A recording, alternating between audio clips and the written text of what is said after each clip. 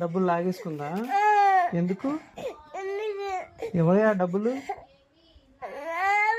నీయేనా? ఎక్కడ సంపాదించావు?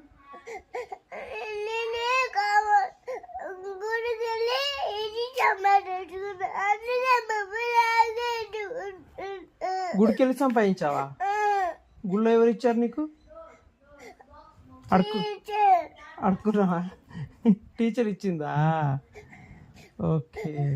మరి ఏం చేస్తావు ఆ డబ్బులతో? కూరగాయలు కొనుక్కుంటావా? కూరగాయలు కొనుక్కొని ఏం చేస్తావు? తినాలా? తింటావా? అవునా?